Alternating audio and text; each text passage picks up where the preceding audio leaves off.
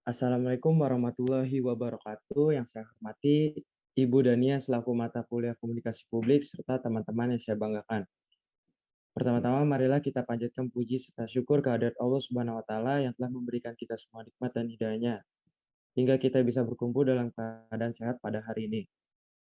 Pada kesempatan kali ini saya akan menyampaikan pentingnya memperketat aturan konservasi hewan liar dan pelarangan pemeliharaan hewan liar oleh individu. Satwa langka atau liar merupakan binatang yang jumlahnya tinggal sedikit dan perlu mendapat perlindungan seperti jalak putih dan cendrawasih dan lain-lain. Salah satu penyebab kelangkaan satwa adalah rusaknya lingkungan hidup atau habitat asli mereka. Rusaknya lingkungan ini terjadi karena dari alam itu sendiri dan perbuatan manusia. Misalnya kebakaran lahan hutan di Riau membuat beruang madu terancam punah. Kebakaran hutan di Kalimantan membuat beberapa orang hutan terbakar. Ikan pesut semakin langka karena mati terperangkap di jaring nelayan dan masih banyak lagi. Manusia juga melakukan perburuan atau penangkapan dan perdagangan secara ilegal. Hal ini semakin menyudutkan keberadaan satwa, terutama satwa langka. Maka dari itu sangat penting bagi manusia sadar dan ikut melakukan konservasi terhadap satwa-satwa langka yang ada di Indonesia agar tidak punah. Berbagai usaha telah dilakukan oleh banyak pihak, baik oleh ilmuwan, pemerintah, dan masyarakat umum untuk melindungi makhluk hidup beserta lingkungan hidupnya. Salah satunya adalah upaya penjadartahuan melalui kampanye dalam bentuk hari-hari peringatan. Dari berbagai hari peringatan yang terkait isu lingkungan hidup, salah satunya adalah Hari Konservasi Satwa Liar Sedunia, World Wildlife Conservation Day, yang diperingati setiap tanggal 4 Desember. Hari peringatan tersebut adalah inisiatif Hillary Clinton saat menjabat sebagai pemerintah luar negeri untuk masa jabatan pertama Presiden Barack Obama. Secara singkat, penetapan Hari Konservasi Satwa Liar Sedunia bertujuan untuk meningkatkan rasa kesadaran dan keterlibatan tentang spesies yang terancam punah atau di bawah ancaman kepunahan karena perburuan, perdagangan, dan faktor lingkungan lainnya.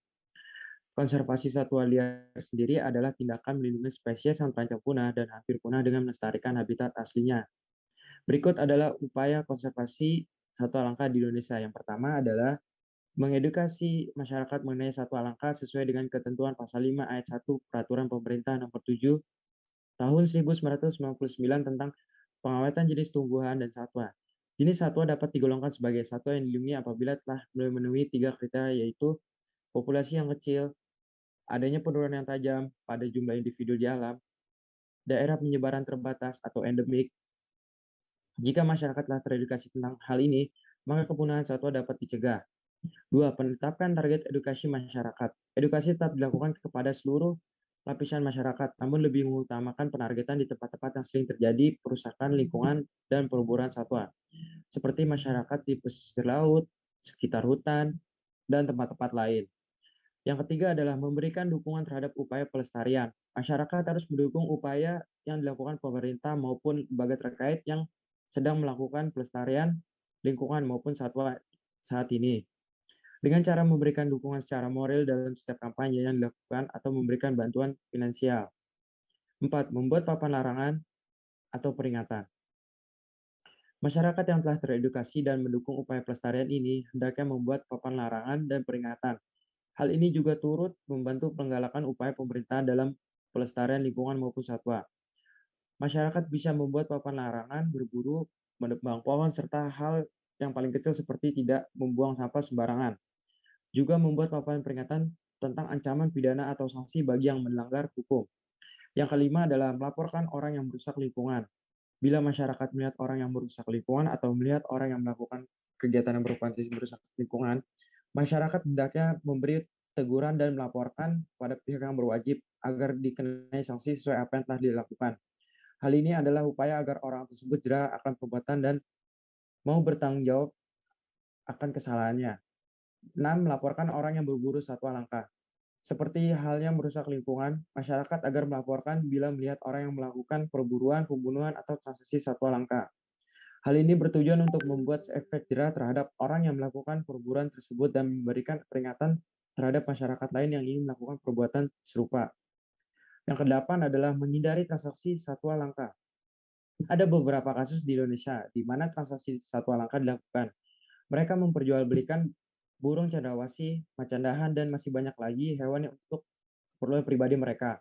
Tak hanya di dalam Indonesia, orang-orang tersebut melakukan transaksi dengan menjualnya kepada orang luar negeri dengan harga yang bervariasi. Oleh karena itu, apapun bentuk transaksinya dan berapapun hasil penjualannya, masyarakat harus menghindari perbuatan ini. Masyarakat juga harus sadar akan perbuatan yang dapat mengancam kehidupan makhluk hidup lainnya.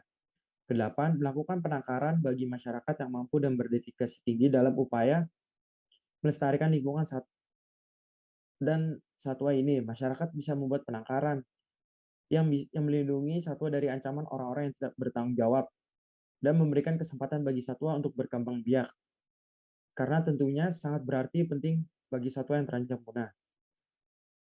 Selanjutnya saya akan membuka sesi tanya jawab yang dipersilakan untuk audiens jika ada pertanyaan atau ingin menanggapi boleh raise hand. Oke, terima kasih atas materinya, Farel. Perkenalkan, nama saya Aditya Pratama. Di sini saya ingin bertanya, apa saja sih sanksi bagi pelaku yang melakukan perdagangan ilegal terhadap satwa langka? Terima kasih. Oke, baik. Terima kasih, Adit. Saya akan jawab pertanyaan. Penerapan sanksi terhadap seseorang tidak dapat dilakukan secara asal-asalan, namun sanksi yang diberlakukan sesuai dengan kaidah hukum. Yang pertama ada berdasarkan ketentuan pasal 21 ayat 2 huruf A dan B Undang-Undang Nomor 5 Tahun 1990 tentang konservasi sumber daya alam hayati dan ekosistemnya. Di dalamnya telah menyebutkan bahwa setiap orang dilarang untuk menangkap, melukai, membunuh, menyimpan, memiliki, memelihara, mengangkut, dan memperniagakan satwa yang dilindungi dalam keadaan hidup. Yang kedua adalah menyimpan, memiliki, memelihara, mengangkut, dan memperniagakan satwa yang dilindungi dalam keadaan mati. Bagi pelaku yang melakukan pelanggaran terhadap ketentuan di atas, akan dikenakan sanksi pidana dengan pidana penjara paling lama 5 tahun dan denda paling banyak 100 juta sesuai dengan ketentuan pasal 40 ayat 2 Undang-Undang Nomor 5 Tahun 1990 tentang konservasi sumber daya alam hayati dan ekosistemnya. Sekian pemaparan materi dari saya, kurang lebihnya mohon maaf. Wassalamualaikum warahmatullahi wabarakatuh.